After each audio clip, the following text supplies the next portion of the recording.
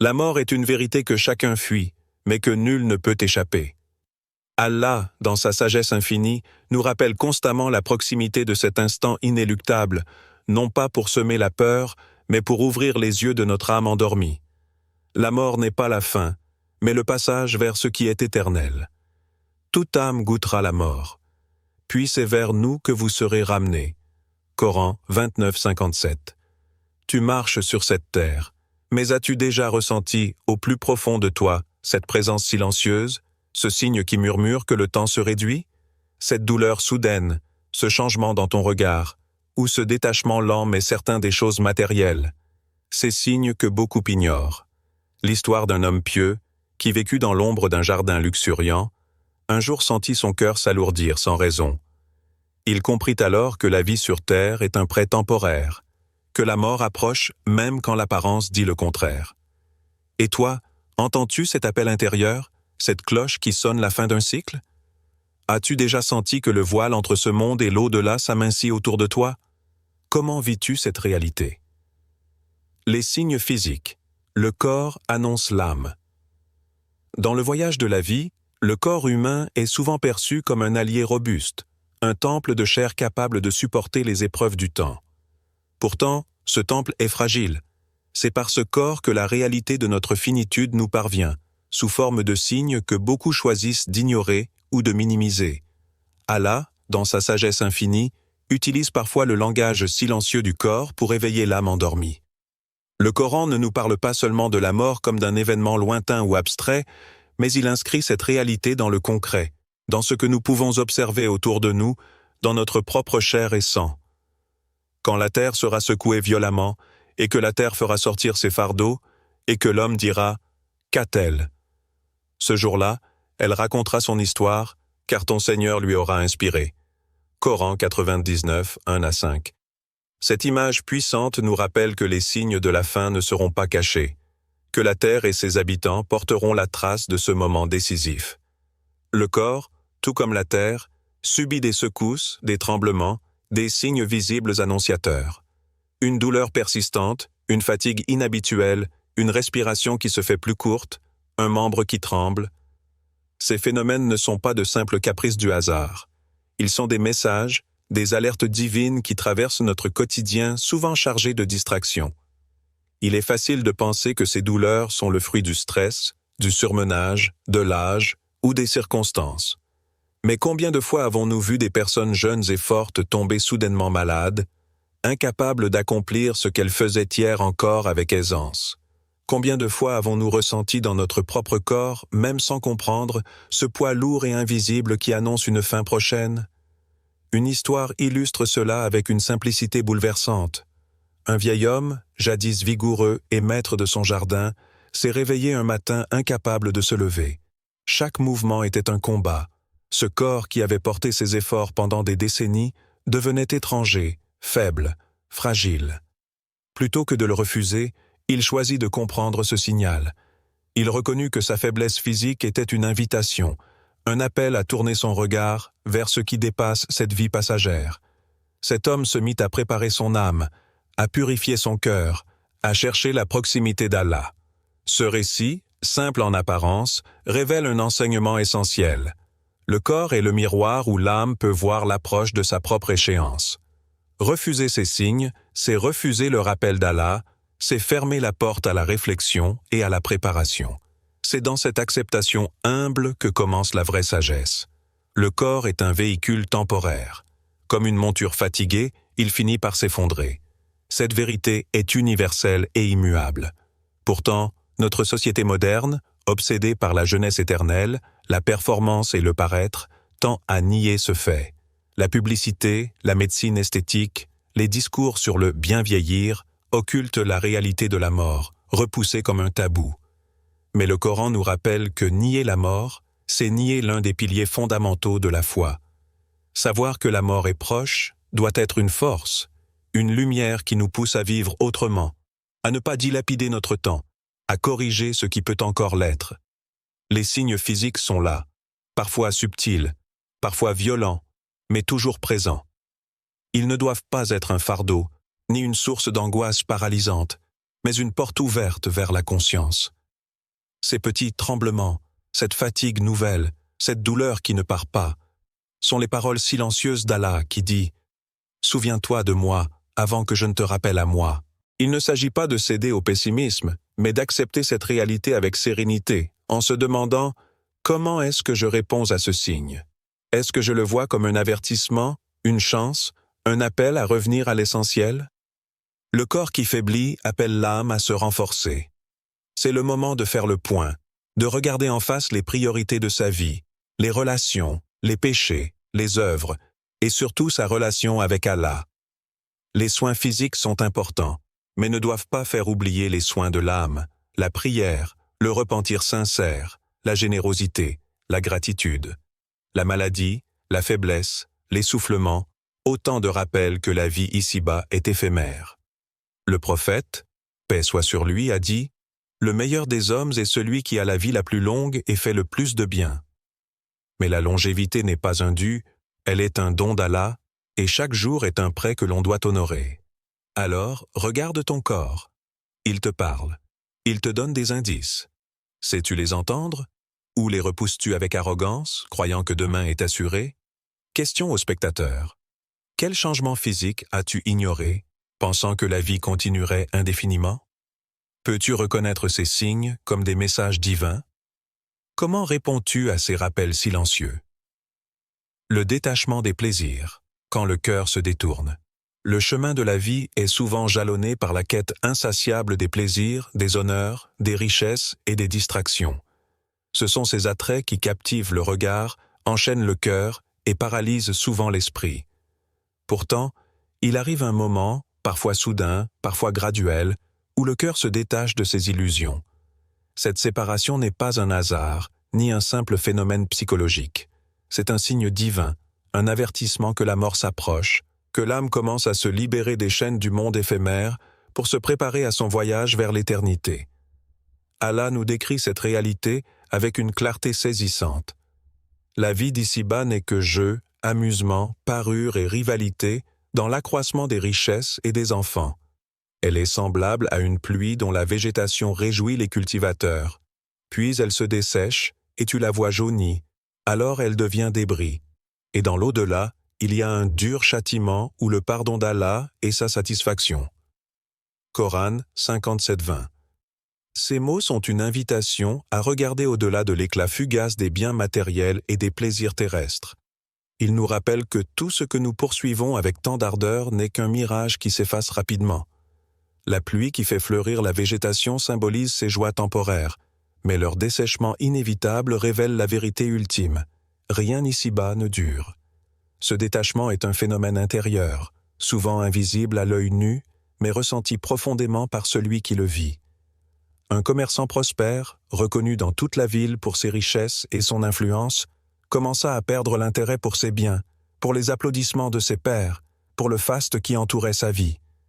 Ce n'était pas la maladie ni la dépression, mais une conscience qui grandissait en lui, un appel à se tourner vers ce qui est réel et permanent. À mesure que ce détachement prenait racine, il sentait son âme aspirer à une paix qu'aucune richesse ne pouvait lui offrir. Il comprenait que l'âme ne trouve son repos qu'en s'arrachant à la superficialité du monde pour s'ancrer dans la vérité divine. Cette transition n'est pas facile. Elle peut être douloureuse, car elle demande de renoncer à ce qui a structuré une vie entière, à ce qui a donné un sens apparent, mais trompeur. Ce moment de détachement, loin d'être une défaite, est en réalité une victoire spirituelle. C'est l'âme qui commence à s'élever, à purifier ses désirs, à refuser les illusions qui masquent la lumière intérieure. Dans cette quête, le croyant découvre que la vraie richesse n'est pas dans l'or, les honneurs ou les plaisirs, mais dans la proximité d'Allah, dans la sincérité du cœur, dans la paix qui dépasse toute compréhension. Le prophète, paix soit sur lui, a enseigné que le cœur véritable est celui qui se détache de ce bas monde pour s'orienter vers l'au-delà. Cette sagesse se retrouve aussi dans la vie de nombreux pieux qui, au moment de la mort, témoignaient d'un amour profond pour Allah et d'une indifférence à ce qui, auparavant, les avait captivés. Cependant, ce détachement ne doit pas être confondu avec le nihilisme ou le rejet brutal de la vie. Il s'agit d'une purification intérieure, d'un recentrage, d'un réalignement du cœur vers l'essentiel. Il invite à une vie consciente, où chaque acte est chargé de sens, où les relations sont vécues dans la vérité, et où les intentions sont guidées par la recherche de la satisfaction divine. La société actuelle, avec ses sollicitations incessantes, ses distractions numériques et ses standards de réussite superficielle, tend à étouffer ce signe subtil. Pourtant, certains le vivent, souvent dans le silence, parfois dans la solitude, ressentant une lassitude inexpliquée, un vide malgré l'abondance. Cette expérience peut sembler déroutante, mais elle est une bénédiction déguisée. Elle offre l'opportunité d'ouvrir un nouveau chapitre, celui d'une vie alignée avec la volonté d'Allah, celui d'une âme en préparation pour son retour vers lui. Il est essentiel de se poser cette question intérieure, car le détachement est une étape qui prépare à la transition finale. Il permet de se libérer des chaînes des désirs incontrôlés, d'apaiser le tumulte intérieur et d'accueillir la paix promise aux serviteurs sincères. Question aux spectateurs. Te surprends-tu à délaisser les plaisirs mondains, à chercher un sens plus profond? Comment ton cœur réagit-il à la proximité de l'éternité? Es-tu prêt à accueillir ce détachement comme une étape vers la purification et la paix? La solitude intérieure, l'isolement qui précède le voyage. Il y a une solitude qui n'est pas une simple absence de compagnie, mais un état profond où l'homme se retrouve face à lui-même, à sa propre essence. Cette solitude, souvent redoutée, est pourtant une étape incontournable dans le cheminement vers la mort. Elle précède le grand voyage, ce moment où l'âme doit se détacher du monde, s'élever au-dessus du tumulte et faire face à sa vérité la plus intime. La mort est une rupture avec le familier, avec les visages connus, les lieux aimés, les habitudes réconfortantes. C'est un passage dans lequel l'être se retrouve seul, sans appui humain véritable. Cette solitude n'est pas un rejet, elle n'est pas une punition, mais une purification nécessaire, un creuset dans lequel l'âme se forge à la lumière de l'épreuve. Allah nous prévient de cette épreuve. Et certes, nous éprouverons bientôt vous tous par un peu de peur, de faim, de diminution de biens, de personnes et de fruits, et annonce la bonne nouvelle aux patients. Coran 255. Ces épreuves, parmi lesquelles la solitude figure, sont des moyens de purification et de croissance. Elles ouvrent une fenêtre pour que le croyant saisisse l'essence de sa condition. L'image d'un voyageur dans le désert est un symbole fort. Ce voyageur, épuisé, isolé au milieu d'une immensité silencieuse, doit s'appuyer sur sa force intérieure pour continuer. Aucun compagnon ne peut le suivre dans cette traversée. Seule sa sincérité, son cœur pur, son ancrage en Allah le soutiennent. Dans ce silence vaste, le voyageur comprend que les bruits du monde, distractions, vanité, relations superficielles, n'ont plus de prise. Il se concentre sur ce qui reste, ce qui est essentiel, sa foi, son espoir, sa paix intérieure. Cette solitude intérieure est donc un signe puissant. Elle signifie que le temps est venu de regarder au-delà des apparences, de se confronter à soi-même sans phare ni masque. Ce face-à-face peut être douloureux, car il met à nu les regrets, les erreurs, les manquements, mais il est aussi libérateur. Accepter cette solitude, c'est accepter sa condition humaine, avec humilité et confiance en la miséricorde divine. C'est reconnaître que le dernier voyage est un chemin que l'on fait seul, mais que la présence d'Allah est le véritable compagnon. Les grands pieux, dans leurs dernières heures, témoignaient souvent de ce calme profond qui les habitait, malgré l'isolement apparent. Ils savaient que cette solitude extérieure était une invitation à la communion intérieure, à l'union avec le Créateur. Pour beaucoup, la peur de la solitude est immense, car elle évoque l'abandon, l'oubli, la séparation. Pourtant, dans cette épreuve, il y a un appel à la maturité spirituelle, à la force intérieure. Elle enseigne que l'homme n'est jamais vraiment seul quand son cœur est connecté à Allah. Ce moment où tout s'efface autour, où les voix s'éteignent, où les mains se défont, est une épreuve qui révèle la vérité sur notre attachement à ce monde et notre préparation à l'au-delà. Être prêt à affronter cette solitude, c'est cultiver dès maintenant la paix intérieure, c'est apprendre à trouver le silence qui apaise, c'est faire grandir la patience face à l'inévitable. Le silence devient alors un sanctuaire, un espace où l'âme peut s'élever, pardonner, espérer et enfin se libérer. La solitude n'est plus une ennemie, mais une alliée qui prépare le cœur à la rencontre avec l'inconnu. Question aux spectateurs. Es-tu prêt à affronter la solitude intérieure qui prépare l'âme? Sais-tu trouver la paix dans ce silence qui grandit?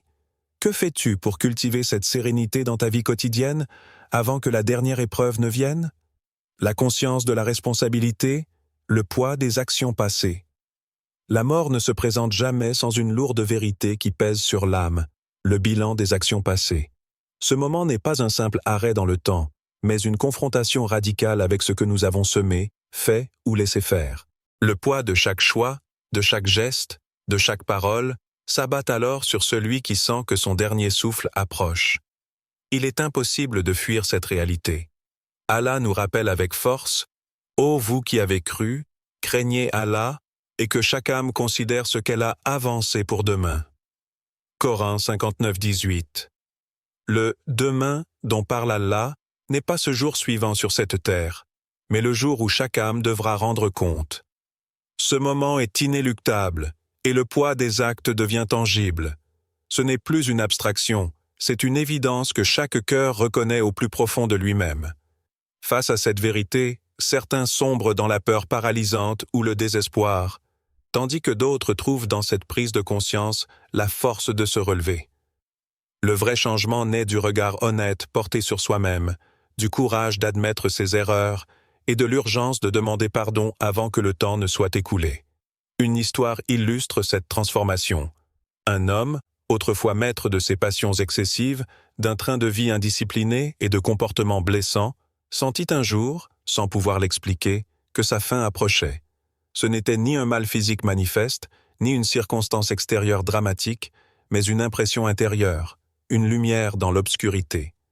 Cette lumière lui montra la voie du repentir sincère.